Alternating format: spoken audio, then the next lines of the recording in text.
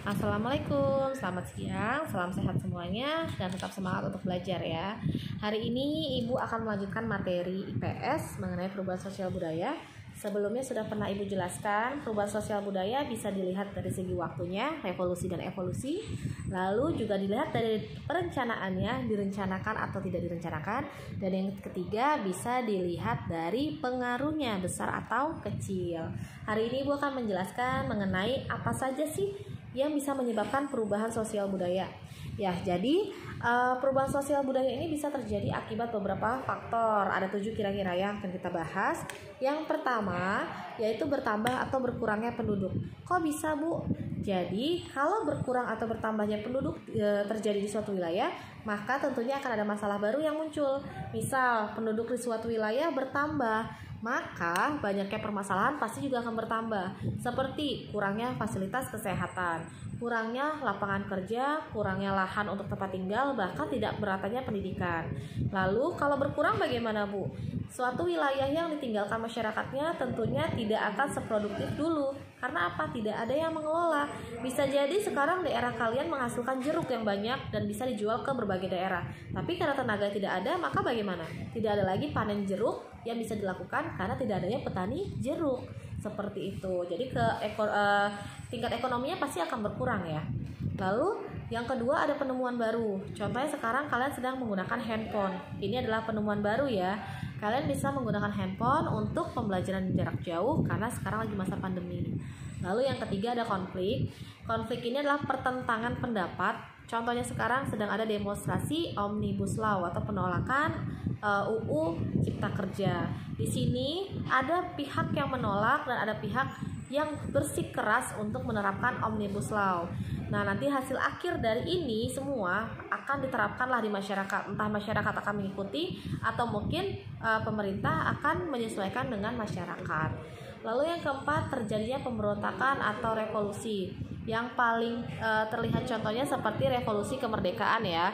Nah, jadi dulu kan kita dijajah nih, tapi karena sudah jengahnya para kaum muda ataupun para pejuang dengan sikapnya penjajah, maka terjadilah pemberontakan atau pergerakan untuk melawan penjajah. Akhirnya kita semua bisa merdeka dan bisa menikmati hidup kita sekarang. Lalu ada juga yang kelima, perubahan lingkungan alam. Seperti yang kalian tahu, Indonesia ini terdiri dari 3 lempeng benua yang tentunya banyak menyebabkan perubahan-perubahan atau bencana alam. Ya, contohnya adalah seperti tsunami. Jadi tsunami ini sering terjadi di Indonesia ya, baik tsunami yang terlampau besar atau mungkin terhitung kecil. Jadi tsunami ini bisa menyebabkan perubahan-perubahan. Kayak gimana? Tsunami menerjang suatu daerah, otomatis daerah tersebut akan mati perekonomiannya atau aktivitas penduduknya. Bisa jadi penduduk juga kehilangan keluarga, tempat tinggal, pekerjaan ya. Jadi disinilah perubahan terjadi. Lalu ada peperangan, seperti yang kalian lihat, peperangan di Indonesia mungkin terlihat jarang ya, tapi di luar negeri ini banyak, seperti Irak dengan Kuwait. Ini sangat gencar, bahkan sampai sekarang mungkin masih ada perang dinginnya, seperti itu. Lalu perubahannya bagaimana, Bu? Ya, di antara dua negara ini pasti mereka kehilangan keluarga, pasti mereka kehilangan tempat tinggal, mereka pasti akan mati sejenak kegiatan ekonominya atau kegiatan lain-lainnya. Ya, bahkan pendidikan mungkin tidak bisa dirasakan oleh anak-anak seusia kalian di sana. Seperti itu. Lalu yang ketujuh, pengaruh kebudayaan masyarakat lain. Nah, pengaruh kebudayaan masyarakat lain ini bisa dibawa oleh masyarakat di luar daerah itu. Ada 6 ya. Jadi yang pertama difusi. Difusi ini adalah penyebaran unsur baru. Seperti apa contohnya? Contohnya adalah pada masyarakat tradisional diajarkanlah bertani menggunakan traktor mesin agar menghemat waktu. Lalu ada akulturasi, di mana akulturasi ini kalau misalnya diibaratkan rumus, dia A plus B sama dengan AB. Artinya dua budaya bercampur tanpa menghilangkan budaya aslinya. Lalu ada juga asimilasi, kalau diibaratkan rumus, dia A plus B sama dengan C. Jadi dua budaya bersatu, akhirnya terjadilah budaya baru. Seperti itu. Kalau akulturasi contohnya apa, Bu? Contohnya seperti masjid di Demak. Jadi bangunannya mengikuti unsur Hindu-Buddha, tapi tetap kegiatan di dalamnya mengikuti unsur Islam. Lalu ada penetrasi, ini adalah proses perembasan unsur budaya secara damai maupun paksaan. Contohnya saat masa penjajahan, Mereka datang ke sini, ke Indonesia, mereka membawa budaya mereka, entah dalam cara yang memaksa ataupun secara damai. Intinya kita ini sebenarnya terpengaruh oleh mereka.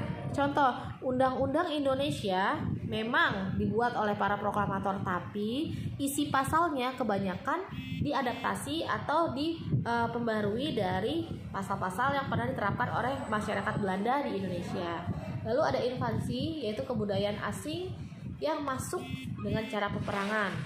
Dan yang terakhir ada milenarisme, di mana ini adalah pembangkitan masyarakat kaum bawah untuk bisa lebih baik lagi kehidupannya. Contoh, sekarang ini kan ada UMKM atau usaha masyarakat kecil menengah. Di sini UMKM ini adalah program dari pemerintah agar apa? Orang-orang masyarakat kecil menengah ini bisa membuat suatu usaha untuk menaikkan taraf hidupnya. Salah satunya dari unsur ekonomi. Itu adalah pengaruh yang bisa mendorong penyebab perubahan. Lalu Bu, kalau ada yang mendorong, ada yang menghambat nggak? Ada. Untuk penghambat perubahan sosial budaya ini ada 5. Pertama, kehidupan masyarakat yang terasing. Indonesia adalah negara kepulauan. Tentunya banyak sekali daerah-daerah yang tidak terjamah secara keseluruhan. Misalnya Bu, nah di daerah timur itu banyak sekali pulau yang sampai saat ini kemajuannya itu masih nggak terlihat. Mungkin mereka masih menggunakan baju seadanya, rumah yang seadanya, bahkan tidak ada televisi, atau mungkin baju mereka dari karung goni dan lain-lainnya ya. Kenapa? Karena wilayahnya tidak terjamah oleh kebudayaan lainnya. Lalu yang kedua ada perkembangan ilmu pengetahuan yang terlambat. Contohnya di pedalaman ya. Nah, kita ngomongin gini aja deh, penghambat perubahan sosial budaya pasti terlihat di pedalaman. Kalau yang kedua tadi, perkembangan ilmu pengetahuan yang terlambat. Kayak masyarakat pedalaman ini ya, tidak ada sekolah bagi mereka. Mungkin mereka bisa diajarkan apabila memang ada relawan yang ingin mengajarkan mereka ilmu pengetahuan. Tapi pada umumnya mereka bahkan tidak punya sekolah. Kenapa? Karena mereka tidak tahu fungsi sekolah itu apa. Mereka hanya tahu dengan cara berburu atau bertahan hidup saja. Lalu yang ketiga, sikap masyarakat yang tradisional. Tahu suku Baduy? Nah, suku Baduy ini adalah salah satu suku yang sangat menjunjung tinggi sikap tradisionalisme. Contohnya bagaimana? Mereka tidak mau pakai lampu. Sampai saat ini mereka masih pakai kayak kayu gitu ya, kayak kayu dan nanti dibakar seperti ya film-film zaman dulu gitu ya. Dan juga mereka bahkan tidak punya yang namanya alat-alat elektronik seperti itu. Listrik tidak ada masuk ke daerah tersebut. Lalu yang keempat, adanya prasangka terhadap hal-hal baru. Contohnya ini bisa seperti masyarakat pedalaman di sini ya. Misalnya suku Dani di Papua. Mereka bisa disebut agresif terhadap masyarakat yang datang ke daerah mereka. Masyarakat di luar mereka ya. Mereka berangkat, ngapain nih orang luar? Gitu, jangan-jangan mau ngerusak suku saya. Nah gitu ya, ini contohnya. Jadi akhirnya apa? Mereka bisa berkembang? Tidak, karena mereka menolak pembaharuan yang datang ke masyarakatnya. Lalu yang terakhir, adat istiadat. Beberapa wilayah di Indonesia ini masih sangat menjunjung tinggi adat istiadat. Kenapa? Kita ini beribu-ribu macam kebudayaan dengan sekian ratus suku bangsa yang ada di Indonesia. Pasti adat dan juga istiadatnya berbeda, dan tidak setiap suku menerima kebudayaan baru. Mereka pasti ada yang menjunjung tinggi dan kekeh untuk mempertahankan adatnya. Terjadi perubahan? Tidak, karena mereka tidak menerima adanya pembaharuan. Nah, sekian ya penjelasan dari Ibu untuk hari ini. Akan Ibu lanjutkan minggu depan. Selamat belajar, silahkan dicatat, nanti akan difotokan ke Ibu. Terima kasih. Wassalamualaikum.